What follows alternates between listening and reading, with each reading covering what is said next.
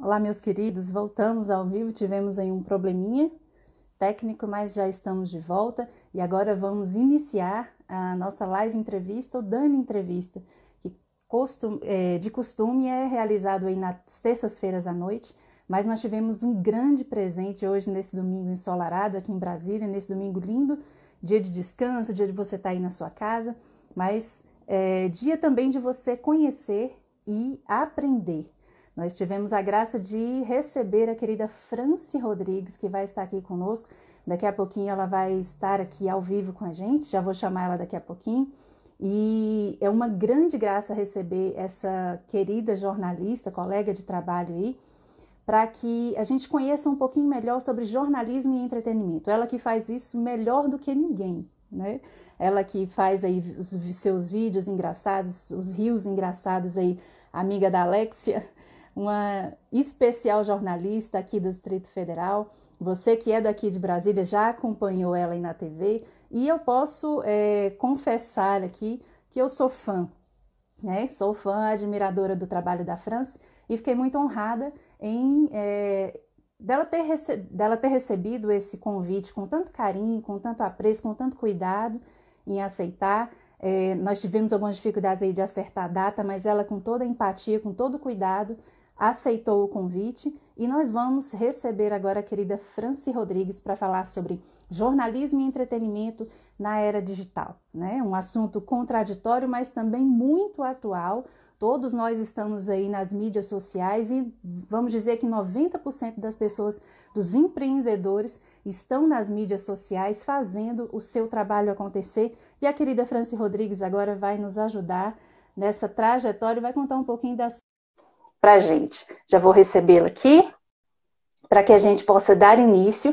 Você já vai compartilhando essa live. Quanto mais você compartilha, mais o Instagram entende que é um assunto de qualidade. Querida Franci, seja bem-vinda. Nossa, que honra te receber.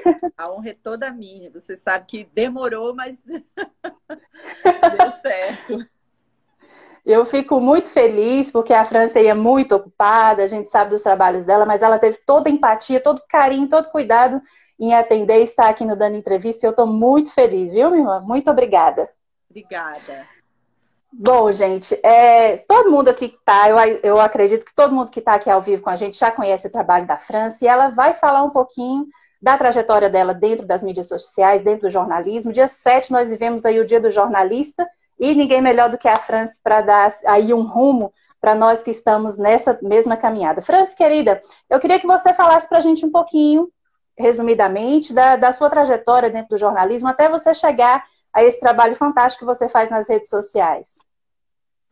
Eu trabalhei muitos anos como jornalista, como repórter, né, apresentadora. Fui apresentadora no Amapá, depois eu fui apresentadora em Belém, trabalhei na Rede Amazônica por 8 anos, depois trabalhei no Grupo Liberal, todas elas afiliadas da Globo, mais 5 ou 6 anos, eu acho que foram 6 anos em Belém, também fazendo bancada, né, apresentação de jornal. E num determinado momento eu achei que aquilo já tinha me realizado como apresentadora. Já eram 14 anos de bancada. Eu já não tinha mais aquele tesão de apresentar um jornal. E eu entrei num conflito muito grande, achando que eu já não gostava mais do jornalismo. Mas, na verdade, o que eu não gostava mais era de apresentar jornal. E foi um caminho inverso, porque quem faz televisão quer apresentar jornal. Só que eu já estava naquela função há 14 anos e aquilo foi me cansando. A rotina da apresentação foi me cansando. E eu percebi que eu não estava mais feliz. Aí eu projetei, né? Planejei na minha cabeça. Eu vou me embora daqui de Belém e vou tentar uma carreira de... Vou tentar recomeçar em Brasília, do zero, sendo repórter, porque era uma coisa que eu nunca tinha feito. Então eu ia mais uma vez fazer o caminho inverso, né? Porque eu já tinha feito o caminho inverso lá atrás, porque quando eu comecei a trabalhar com televisão, lá no Amapá não tinha faculdade, então eles não contratavam os jornalistas formados, né? Era mais assim, eu comecei com estágio de escola pública, e aí fui ficando, a coisa deu certo. Quando eu resolvi ir para Belém, era porque eu queria fazer faculdade. E no ano que eu cheguei em Belém, inclusive, começou a ter faculdade de jornalismo em Macapá. Mas eu já tinha tomado a decisão e fui para Belém. E aí 6 anos depois fazendo a mesma coisa em Belém. Eu tenho até uma amiga que disse assim mesmo, sério que você vai deixar todo esse patrimônio que você conquistou de bancada? Mas aquilo me tocou assim, será que eu estou fazendo alguma besteira? Mas também não estava feliz. Eu tinha alguma coisa que estava vaga assim, no meu coração. Aí eu vim arriscar para Brasília. O único emprego que eu consegui foi de apresentadora também. Mas aí já era diferente, porque eu disse, olha, tudo bem, eu posso ser apresentadora folguista, mas a minha intenção é ser repórter. E quando eu cheguei aqui em Brasília, era o começo da CPI do Mensalão. E assim, eu nunca tinha cobrido política, eu nunca tinha feito política, o meu jornalismo sempre foi o de cidade, que a gente chama de redação do geral, né? Cobrindo os acontecimentos da cidade, mas nunca tinha lidado diretamente com política. E aí eu lembro que a minha primeira pauta como oficial, uma repórter oficial, foi cair dentro do Congresso Nacional para cobrir uma das sessões da CPI do Mensalão.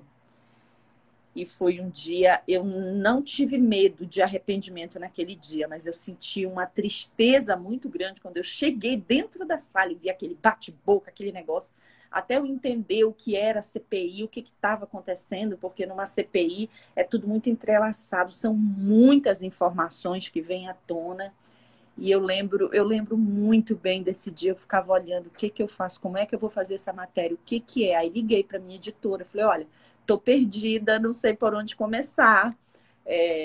Eu estou entendendo o que é uma CPI. Agora ela falou, não se preocupa, você vai fazer assim, assim, assado, a gente vai te dar apoio aqui da base. Então, aí tem essa parceria, né? O editor que diz o que você tem que fazer. Você vai fazer a matéria assim, assim, assim, assado. Não te preocupa que a gente está aqui. Hoje, o importante dos depoimentos é a gente registrar isso e aquilo.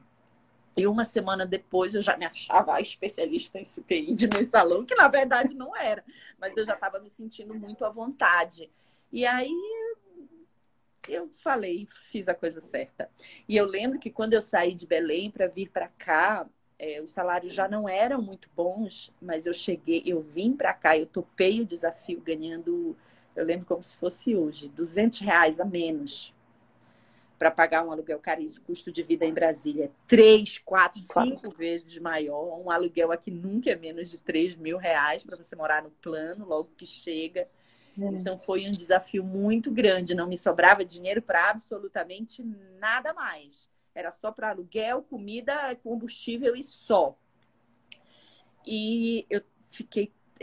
A felicidade era outra, a explosão era outra. E rápido eu comecei a fazer contato no mercado. E quando você está no mercado, é mais fácil você conseguir. Já consegui um freela aqui, outro freela ali. Não demorou muito, eu já estava fazendo...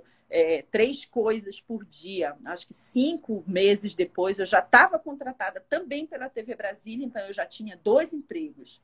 E aí aquela coisa foi acontecendo. Quando eu fui para a TV Brasília, a proposta era de ser chefe, editora-chefe, e eu fui, mas aí tinha de novo que fazer bancada, apresentação. Mas aí eu fui levando, a vida já estava mais encaixada, já estava mais relaxada, já estava mais segura de si. Aí pintou a oportunidade na Record. Aí, para ser repórter. Aí larguei tudo, fui embora.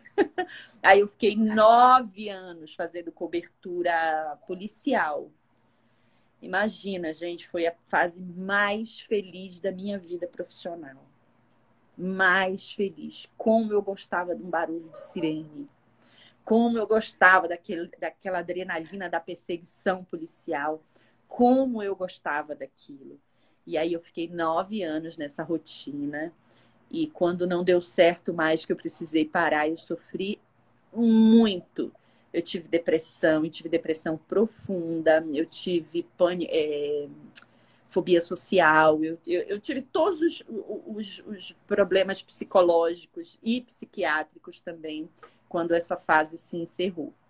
Eu já estava com o segundo emprego no Senado Federal, porque eu entrei lá em 2006, trabalhando como assessoria de imprensa. E aí eu acho que sempre 2 empregos. Quando eu saí da TV em 2017, eu fiquei só no emprego, uma vez ou outra fazia um freela, faço um freela aqui, um freela ali. e senti a necessidade de ainda continuar me comunicando como repórter, porque até então eu era uma jornalista fazendo assessoria de imprensa. E foi aí que eu encontrei nas redes sociais uma forma de continuar sendo repórter, porque aqui eu falo, eu uso o meu conhecimento que eu tenho de falar em televisão para falar nos meus vídeos que eu gravo para o Instagram. E isso amenizou um pouco o meu coração, porque foi muito sofrido real, real, real, real.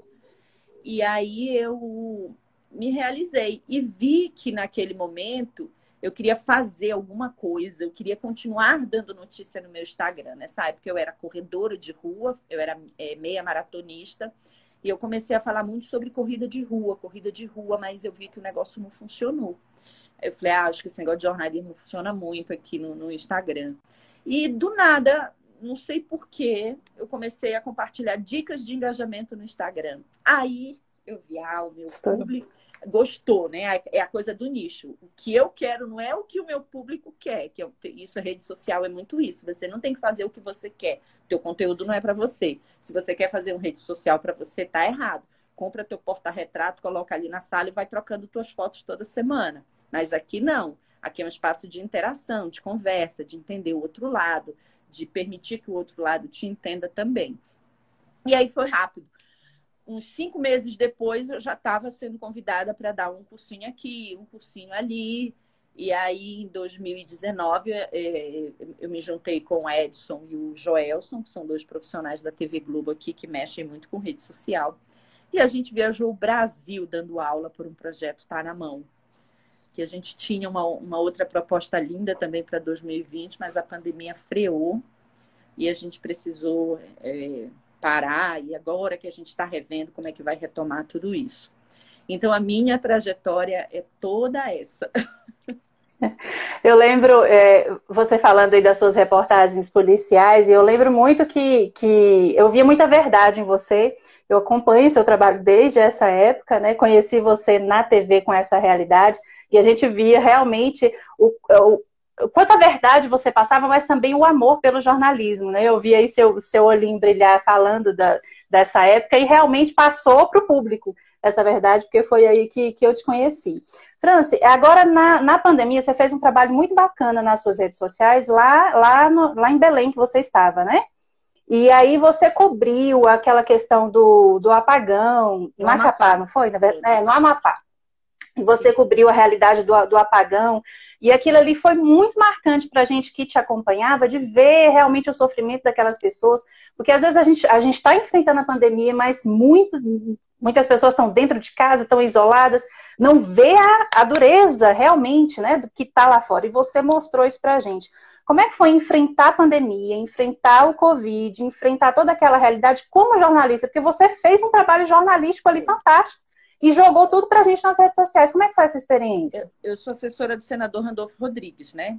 Que é lá do Amapá. Eu tô com ele desde 2014. Eu não tô não foi a minha relação com ele começou profissional a partir de 2014, é isso mesmo.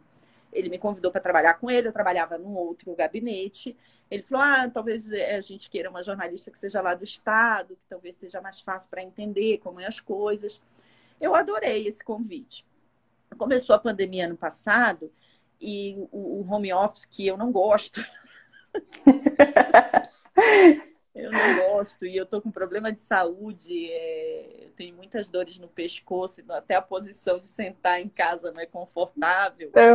E ele falou, vem para cá, porque tá muito parado aí, a gente não estava tendo sessão física, né? Era tudo remoto. Então vem para cá para ajudar a gente, para somar. E eu fui no final de setembro para me juntar à equipe de lá.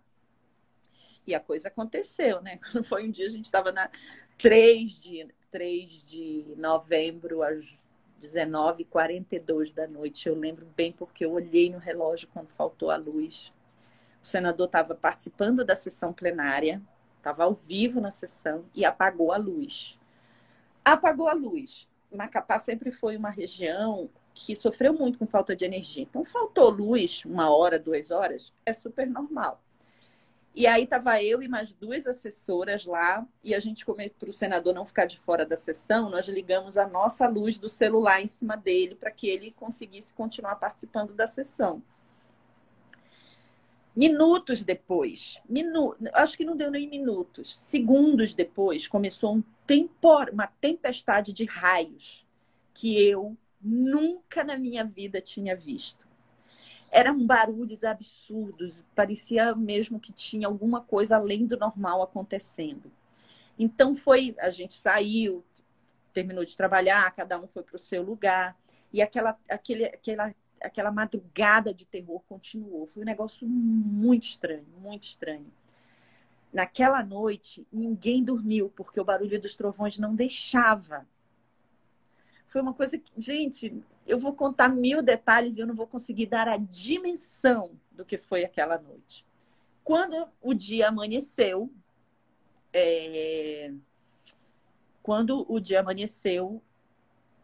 continuava chovendo, já não mais com a tempestade, mas a gente continuava sem energia elétrica. Quando a gente ligou, quando eu liguei noticiário e olhei os grupos, aí que a gente se deu conta, é um apagão.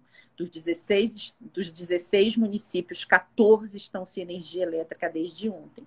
Naquele primeiro momento, se achou que era o temporal que tinha causado alguma coisa, porque já circulava imagens de fogo na estação.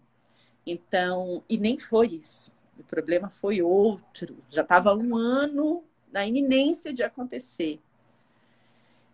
E aí começou todo um trabalho de cobertura, né? Isso foi na terça-feira à noite. Na quinta de manhã, eu resolvi ir no supermercado comprar água, porque já não tinha mais água para beber. Quando eu cheguei no mercado, aliás, foi até um colega meu que me levou lá, o Gustavo de Biasi, ele falou, vamos lá no supermercado, você vai tomar um susto que você vai ver lá. E não me disse o que era. E quando eu entrei no supermercado, eu só vi as prateleiras dos alimentos refrigerados, todas vazias. E um cheiro já de coisa podre. Não tinha energia, não tinha como conservar a carne, todos aqueles laticínios, tudo que dependia de refrigeração. E aí foi o meu primeiro impacto. Eu falei, realmente, aí a gente correu para comprar água. E não tinha mais água normal, só tinha água com gás para vender. E só tinha um pacote de 12. A gente pegou esse pacote. E muita gente ali naquele corredor já pegando refrigerante. Porque faltou energia, parou o sistema de abastecimento de água, que funciona por causa da energia. E aí a gente se deu conta, né? E aí ele falou assim mesmo, Fran, vamos girar a cidade para ver como é que tá?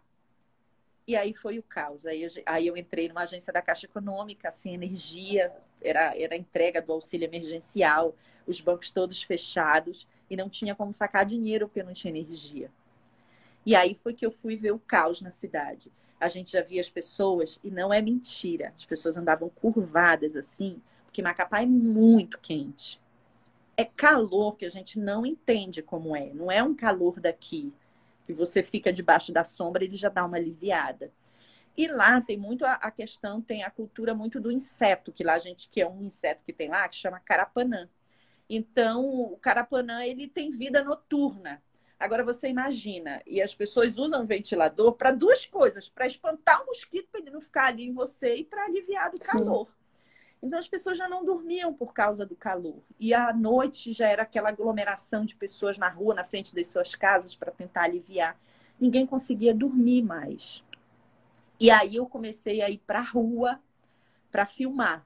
Fui muito para as regiões periféricas. Aí sim, eu vi briga por gelo, porque não tinha onde fazer gelo. Tinha uma fábrica que conseguiu um gerador e começou a produzir gelo. Então, quando esse caminhão chegou com gelo, era uma fila gigantesca e as pessoas brigando por gelo. Era o mínimo que elas queriam levar para casa para tentar conservar o alimento que tinha restado. Não tinha energia. Então, quem tinha muita comida em casa, compartilhou com o vizinho, com a família, para não perder. Mas outras pessoas tiveram mesmo que jogar a comida fora. E aí aí veio um outro processo. Todo dia era uma coisa nova. Sem dinheiro nos bancos, que não tinha como fazer os caixas funcionarem. ninguém estava mais conseguindo se alimentar. Tinha um único caixa eletrônico no aeroporto, que lá no aeroporto tinha gerador, todo aeroporto tem gerador 24 horas. Então as pessoas iam tentar sacar o dinheiro nesse único caixa eletrônico que tem, né? Aí um motorista do Uber me contou essa história. Ele falou: "Você quer que eu te leve lá?" Ele me levou. Quando eu cheguei no aeroporto, eu não estava acreditando naquilo que eu estava vendo. A fila fazia um caracol dentro, fazia um caracol fora e alcançava a rua lá fora. E quando eu entrei, eu vi muita gente deitada no chão. Sabe o que era? As pessoas estavam com muito calor e deitavam no chão porque é de mármore e Se era refrescar. frio, era para se refrescar. E a cada tomada que tinha, existia uma aglomeração de pessoas tentando carregar os seus celulares para tentar comunicar com as outras pessoas, para saber como mandar notícia, enfim, para se comunicar. E ali aí saí do aeroporto, mas ainda muito agitada, assustada, ouvindo as pessoas fazendo depoimento e tal. Aí eu pedi para o motorista do Uber: "Agora me leva para um bairro periférico, deixa eu ver como é que tá lá." E a gente chegou num bairro lá e tinha uma padaria com muita gente ao redor. Parecia a cena do aeroporto. Eu falei: "O que tem nessa padaria, gente?" Cheguei lá, o cara tinha conseguido um gerador pequeno que ele tinha mandado buscar lá em Belém, rápido. Esse gerador chegou, então ele estava conseguindo produzir pão. E mais que isso, o filho dele, inclusive, que é um adolescente, disse: "Pai, bora pegar um monte de extensão, colocar do lado de fora para que os vizinhos consigam carregar seus celulares." Legal. Então era aglomeração, uma fila enorme. E aí tinha uma placa nessa padaria que dizia assim: 5 pães por família. Aí foi quando eu desabei. Foi quando eu chorei, foi quando eu me desesperei, foi quando, né? Eu já estava aqui 5 dias sem dormir, sem se alimentar direito. E aí eu me encorajei, eu falei: "Não, eu tenho que continuar." E comecei a ficar mandando esse material para a imprensa de fora. Mandava, e jornalistas de fora começaram a pedir muito, e eu me sentia na obrigação de fazer alguma coisa pelos meus conterrâneos, né? Naquele momento de sofrimento e tal. E, nossa, tem muita história disso. E como eu estava indo muito para a rua, eu acabei sendo infectada. Peguei Covid. E no primeiro dia eu achei só que eu estava cansada. Eu falei: "Não, isso é só um cansaço", porque me bateu um cansaço muito grande. E aí, isso de manhã, quando foi à noite, a minha voz começou a ficar fanha. Aí uma amiga minha disse: "Não, vamos ali no centro de Covid." Aí o cara já me deu isolamento, já me deu kit Covid, kit preventivo de Covid. Comecei a tomar e comecei a ficar muito mal. Por quê? O que aconteceu com o meu organismo? O vírus, ele já é perigoso por si só. Só que nós estávamos num processo de desidratação, porque não tinha água. Já nos últimos dias, eu comprei cerveja e tomei cerveja quente. Eu fui para cerveja quente para matar a sede. Então, meu organismo estava muito debilitado, estava muito sensível, frágil. E eu acho que foi aí que o vírus aproveitou essa oportunidade e me maltratou, né? Bastante. Então, assim, aí eu já estava num lugar que já tinha gerador, mas a gente só tinha 6 horas de energia sim, 6 horas de energia não. E essas 6 horas de energia não era de madrugada. E aí, de madrugada, no escuro, com carapanã, confinada, na janela do meu quarto só dava para ver o teto de um outro lugar, não conseguia nem ver o céu direito. Aí eu comecei a também entrar num processo de muita tristeza, um processo depressivo. Foi muito difícil para mim aquele momento, mas a coisa foi caminhando. Eu saí do confinamento. Quando eu saí do confinamento, o apagão já tinha acabado, graças a Deus. E eu voltei a ser repórter, né, naquele momento. Sim. Eu voltei a ser repórter. Eu ia para a rua todo dia, eu fechava um VT, né? Um IGTV grande de 3, 4 minutos e postava, e a coisa foi. E consegui matar a saudade ali. Mas o apagão foi uma coisa. Quando eu cheguei em Brasília, eu vim para Brasília, eu cheguei em Brasília acho que dia 2 de janeiro, que eu me vi aqui dentro de casa, aí eu tive um processo, eu tive um pós-trauma, né? Que aí eu não conseguia dormir, aí eu comecei a ter sequela da Covid, uma série de problemas de saúde que ela me causou. Eu aumentei muito o meu grau de deficiência na vista, eu tive uma queda de cabelo absurda, eu tive um distúrbio na minha tireoide, eu já tinha hipotireoidismo e ela agravou muito, aí surgiu um nódulo e foi surgindo vários problemas, mas eu estou acompanhando isso. E aí eu precisei voltar para a terapia, voltar para o psiquiatra, para que eu conseguisse dormir, que eu não tinha insônia logo depois do apagão, eu não tinha sono. Eu não tinha sono. Não era aquela coisa assim, eu perdi o sono. Não, o sono não Sim. vinha. Aí eu precisei entrar com medicação. Mas agora já está tudo bem, agora é história, né? Agora é currículo, não é nem história, já é É currículo. verdade. Isso tem que virar um documentário. Isso tem que virar um documentário ou um projeto maior, porque ao você passar toda essa verdade, não só aqui na live, mas à medida que você foi contando, eu fui lembrando dos vídeos que eu assisti na época que você ia postando. E a gente ia vivendo aquilo como um noticiário diário mesmo, como se a gente ligasse a televisão e visse a realidade. E é muito da vida do jornalista, né? É dar a vida para dar a notícia, e você realmente se prejudicou, né? Entre aspas, aí, que Sim, viveu sim, é a isso mesmo. Covid, Eu fui para a rua, me arrisquei. deu a vida e se arriscou e adoeceu para noticiar, não só para dar notícia, mas para fazer com que as pessoas também entendessem um pouquinho de tudo que a gente está passando aí fora. Então, é um pouco, não é total a vida do jornalista.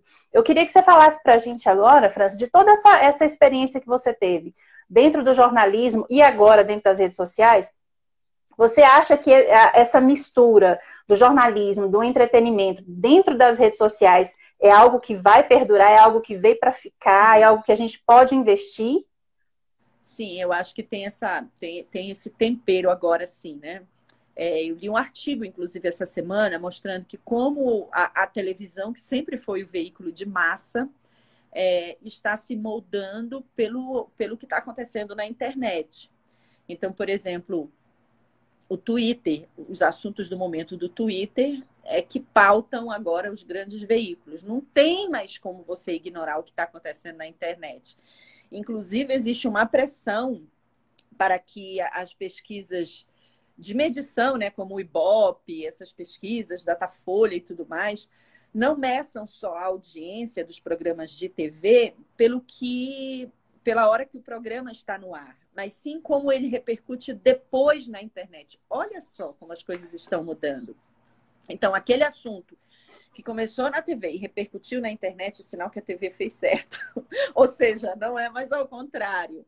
Então, a internet está pautando o veículo de massa que foi a vida inteira, que foi televisão. Agora, aqui nas redes sociais, tem a pitada do entretenimento, sim.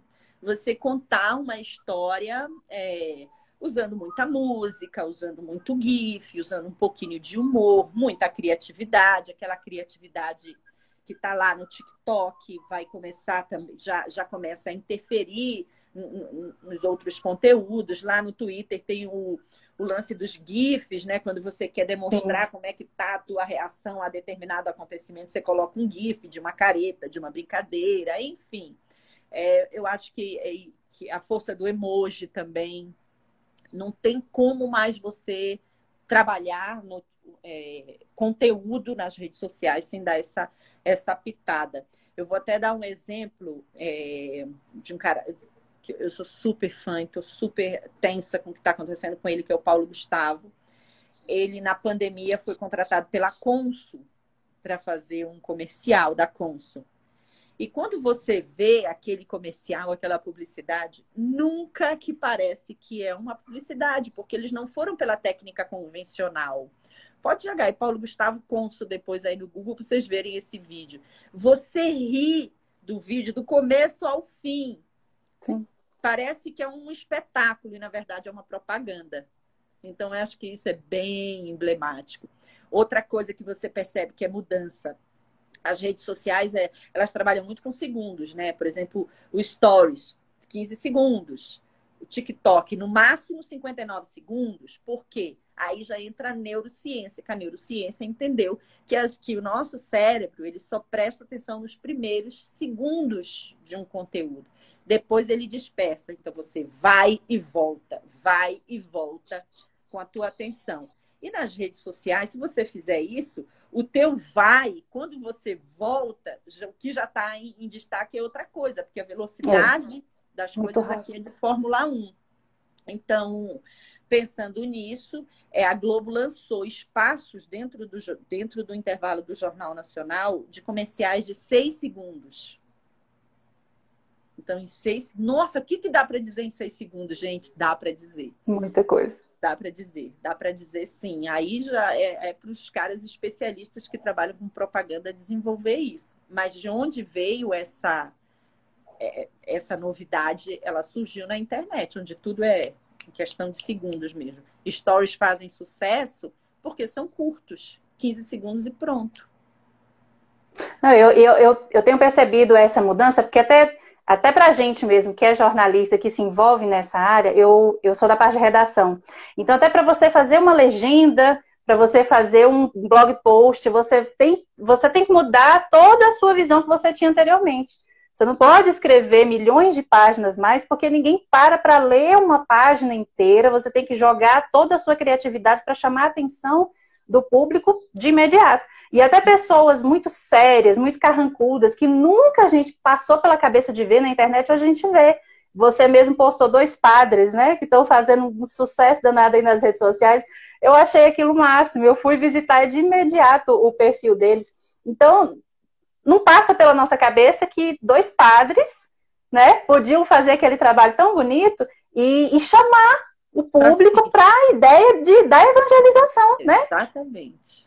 É a força da internet. Franci, fala um pouquinho para a gente da comunidade Tá na Mão, que você é mentora e está com esse trabalho tão bonito aí já há algum tempo, que ajuda aí a gente que está nas mídias sociais. Fala um pouquinho do trabalho.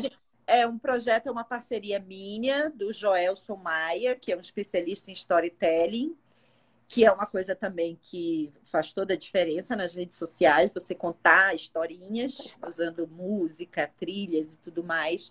E o Edson, que é o cara da edição de vídeo, né? Ele é um dos representantes do KineMaster aqui no Brasil. O que é o KineMaster? O KineMaster é um aplicativo de edição que ele tem todos os recursos de edição profissional. É impressionante o poder do KineMaster, mas ele é um aplicativo, ele só funciona para celular. É inclusive o que eu uso para editar meus vídeos. Ele só funciona para celular.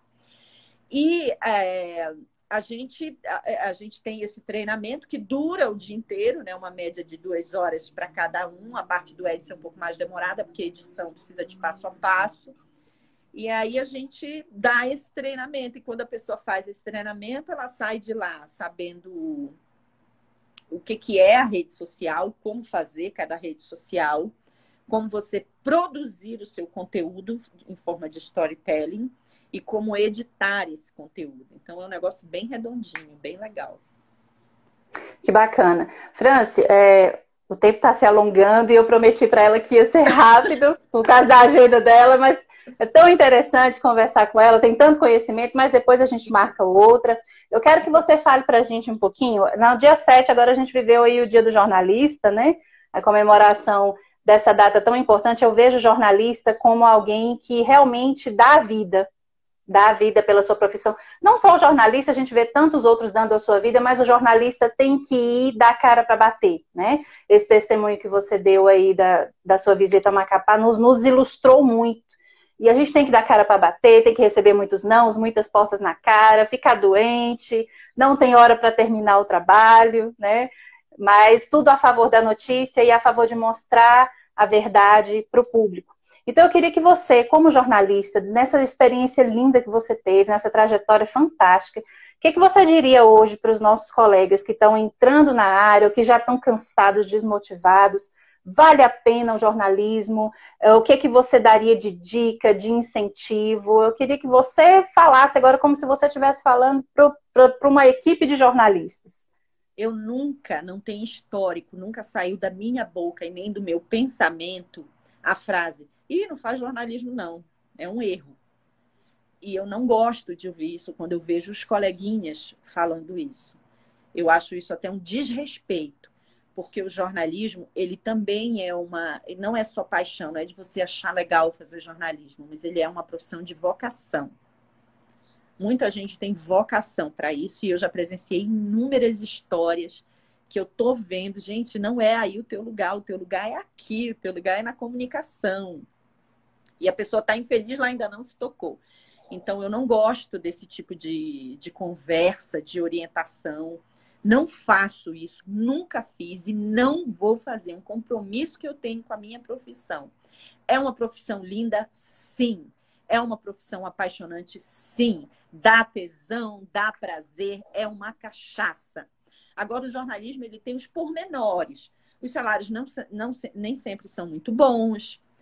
Você geralmente tem mais de um emprego e se lasca com imposto de renda por causa disso.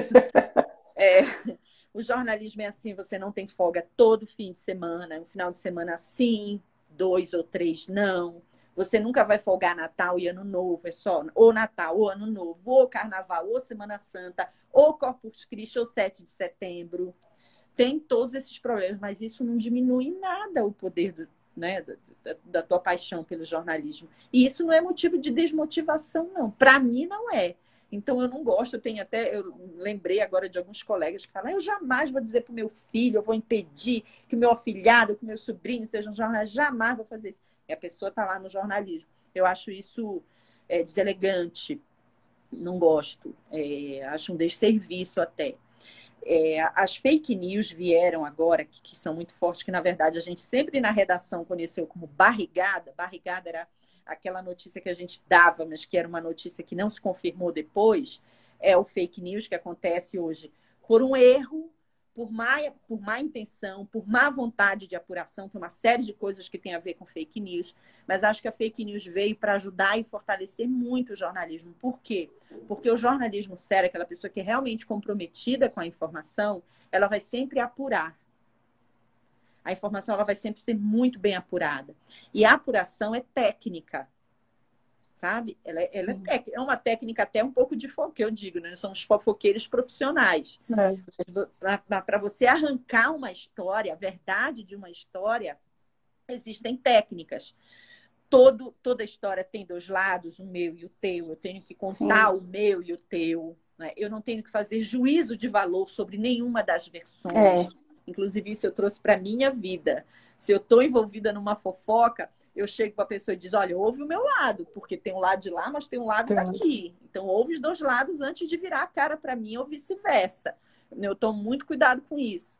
Então, a gente tem a responsabilidade, e somos amparados por um sistema democrático, de contar as histórias.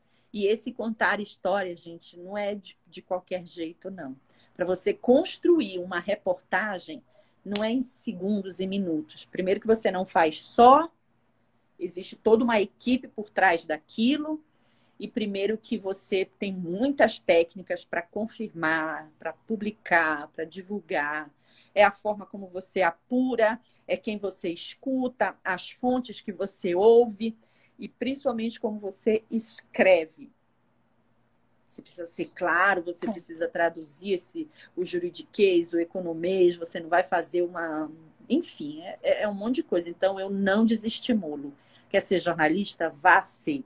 Só tenha a sua responsabilidade. O jornalista, ele é um viciado por informação. Nós nos tornamos naturalmente viciados por informação. Porque hoje eu, como repórter, posso ser pautada para ir ali fazer um crime. Mas amanhã eu posso ir para dentro de uma CPI. Sim. Então, não é que você tem que saber de tudo obrigatoriamente, mas você precisa se informar daquilo que você está fazendo naquele dia, para não chegar lá como eu cheguei em 2006, lá em 2005, lá na CPI do Mensalão. E agora, por onde eu vou? Quando eu cheguei para trabalhar naquele dia, eu não tinha ideia. Eu achava que eu, no mínimo, ia fazer uma matéria de buraco na rua. Na verdade, me jogaram dentro do Congresso para cobrir CPI do Mensalão. Então, ali foi uma lição para mim. Então, por isso que quando eu acordo, eu até coloquei isso num dos textos que eu fiz para postagem de rede social. Eu coloquei: o jornalista é aquele que acorda de manhã cedo e sai correndo para olhar o noticiário, desesperado para olhar os grupos de WhatsApp. É para saber, para ele ter mais ou menos uma noção de como vai ser o dia dele. É isso. É verdade, porque a nossa missão é essa, né? É passar não só a verdade do que acontece, mas também transmitir verdade, né? Transmitir a verdade você falando aí de ter compromisso, a gente tem que ter muito cuidado ao passar uma notícia, porque isso envolve a vida de outras pessoas, não só a vida de quem está sendo noticiado, mas a vida de quem receber essa notícia, né? Toda essa sua experiência que você passa pelas redes sociais afeta quem está assistindo, tanto positivamente, como pode também acabar com a vida de alguém, com os pensamentos, com os sonhos, com os objetivos. Então, a gente é instrumento disso, né? Então, a gente tem que ter muita responsabilidade nisso. Franz, querida, a gente teria muitos assuntos, mas eu te prometi que ia ser curtinha. Mas, olha, eu te agradeço imensamente. Você é fantástica, sou fã mesmo de carteirinha. E, assim, eu espero que futuramente a gente tenha a oportunidade de conversar de novo. Mas eu te desejo todo sucesso no mundo, não só no Tá Na Mão, mas nas suas redes sociais, no seu trabalho, em tudo que você faz. Você é fantástica.